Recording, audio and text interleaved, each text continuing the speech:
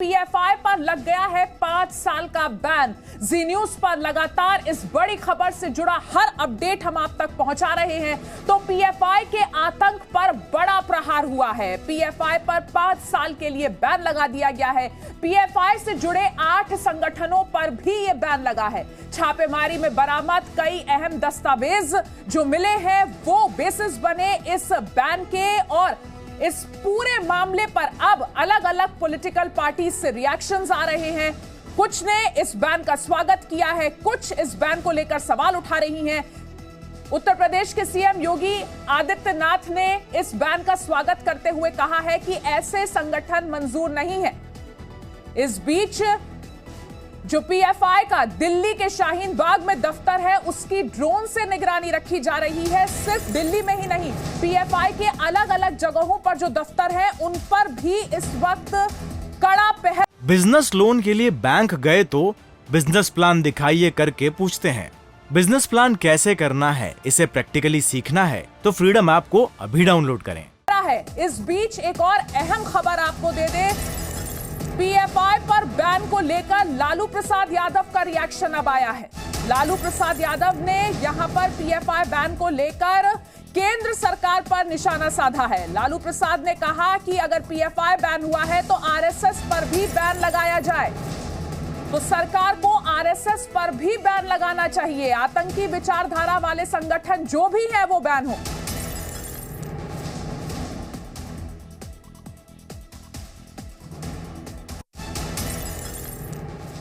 PFI का जांच हो रहा है और पीएफआई के तरह जितने भी संगठन हैं इंक्लूडिंग आरएसएस, इस सब पर प्रतिबंध लगाइए। एकरूपता लगे, दिखने को लगे। ऐसा नहीं कि ये फीलिंग जाए कि खास करके मुस्लिम संगठनों को ये तो दुर्गा वाहिनी भी बनाए थे और आरएसएस को बैन पहले भी किया गया था इमरजेंसी में भी, और एक साथ इस तरह के जितने भी संगठन हैं सबको बैन करिए और जांच करिए, कुछ मिले तो कार्रवाई करिए। तो आपका कैसा शासन है कि आपके शासन में हर तरह से इस तरह की बातें आती हैं और एक बजा बजाते रहते हैं टीवी पर रोज़। ये बजा रहे हैं तो पीएफआई का एक हुआ दिखा रहे हैं लोगों के ऊपर। तो सबसे पहले आरएसएस पर बैन करिए, आरएसएस को। ये उससे भी बदतर संगठन है जो पीएफआई। तो आरएसएस को पीएफआई से भी बदतर संगठन बता रहे हैं लालू प्रसाद यादव और इसके भी बैन की मांग कर रहे हैं। इस बीच आपको अलग अलग तस्वीरें दिखाते हैं किस तरीके से पीएफआई पर बैन लगने के बाद पीएफआई के जो अलग अलग जगहों पर दफ्तर हैं उनकी निगरानी बढ़ा दी गई है। ये देखिए, शाहीन बाग दिल्ली में पीएफआई के दफ्तर पर ड्रोन से निगरानी रखी जा रही है। पीएफआई हेडक्वार्टर के बाहर सुरक्षा बल तैनात किए गए हैं और आपको वो दस्तावेज भी दिखा रहे हैं जिस तरीके से पीएफआई के खिलाफ 2 राउंड में ऑल इंडिया रेड हुई। उसमें कई ऐसे दस्तावेज बरामद हुए जो हिंदुस्तान को 2047 तक इस्लामिक राष्ट्र बनाने की बात कह रहे थे। और पीएफआई पर बैन को लेकर कांग्रेस नेता ने भी विरोध जताया है। प्रमोद तिवारी का बयान इस मामले में सामने आया है। उन्होंने कहा है कि एक तरफा कार्रवाई नहीं चलेगी। किसी एक व्यक्ति या संस्था पर बैन अगर लग रहा है तो दूसरे पर भी क्यों ना लगे। बीजेपी से जुड़े नेताओं और संगठनों पर बैन कब लगेगा, ये सवाल उठाया है प्रमोद तिवारी ने। 5 साल के लिए बैन लग चुका है। मेरे साथ कांग्रेस पार्टी के वरिष्ठ नेता और राज्यसभा के सांसद प्रमोद तिवारी इस वक्त हैं। इस बैन को आप कैसे देखते हैं, कांग्रेस पार्टी कैसे देखती है? देखिए, सारे तथ्य सामने तो है नहीं, सार्वजनिक किए नहीं अभी तक एजेंसीज ने।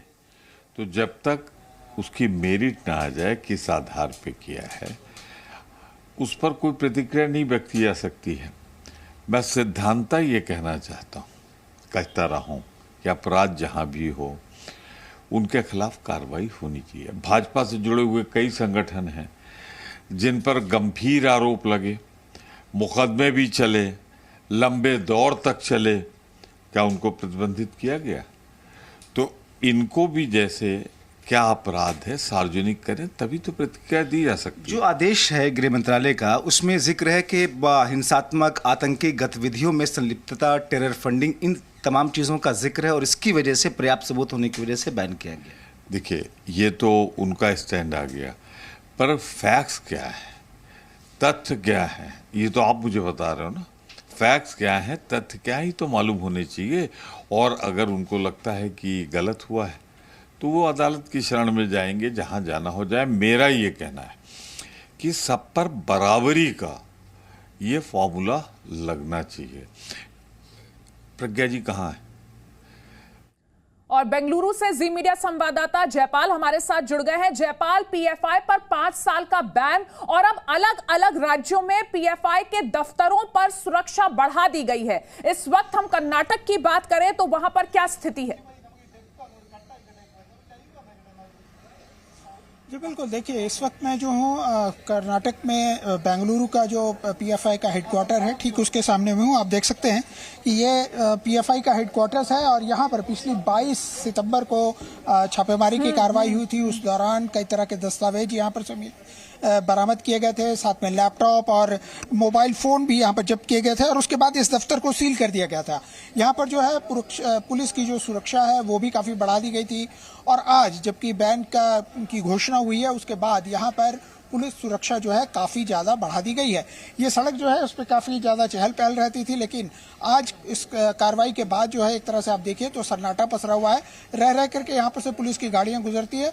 पुलिस जो है इस वक्त न सिर्फ इस बिल्डिंग के सामने में मौजूद है बल्कि सादी वर्दी में भी इस इलाके के अंदर में मौजूद है और पुलिस की कई गाड़ियाँ जो है इस इलाके के अंदर में घूम भी रही हैं। दरअसल पूरी कोशिश जो है इस बात पर नजर रखनी है कि इस घोषणा होने के बाद क्या किसी तरह का कोई विरोध, किसी तरह का कोई प्रदर्शन तो नहीं होता है। और फिलहाल कम से कम पूरे कर्नाटक से किसी तरह के किसी विरोध या प्रदर्शन की खबर अब तक नहीं आई है। एक तरह से देखा जाए तो जो बैन हुआ है उसको लेकर के खास करके वो लोग जो कभी पीएफआई के द्वारा जिनके लोग की हत्या की गई या पीएफआई के ऊपर जिनका आरोप है, उन सारे लोगों के बयान जरूर आ रहे हैं और वो लोग काफ़ी संतोष व्यक्त कर रहे हैं और ये मान रहे हैं कि शायद ये कार्रवाई पहले हो जानी चाहिए थी। जी जयपाल, आप बने रहिए हमारे साथ। अपने अलग अलग राज्यों में मौजूद संवाददाताओं से लगातार हम बात करते रहेंगे, लेकिन इस बीच एमपी के गृह मंत्री ने कहा है कि कांग्रेस ने तुष्टीकरण की राजनीति की। तो कांग्रेस नेता के सुरेश का कहना है कि पीएफआई आरएसएस दोनों बराबर है। अलग अलग रिएक्शंस आए हैं, देखिए। जनता को इन पॉलिटिकल पार्टियों और दिग्विजय सिंह लोगों के बाद जैसे लोगों के बारे में सोचना चाहिए। दिग्विजय सिंह अब ये जब सिद्ध हो गया, जाहिर हो गया, उसके बाद जिन लोगों ने एनआईए पर सवाल उठाए थे उनकी मानसिकता को देश को समझना चाहिए। ये दिग्विजय सिंह जो जाकिर नाइक को शांति दूत कहते हैं, उसामा जी कहते हैं उनको, इन लोगों को सोचना चाहिए कि ये किस तरह के लोग हैं और इनकी मानसिकता किस तरह की तुष्टीकरण की और विभाजनकारी है। Demanding RSS also ban. PFI ban is not a remedy.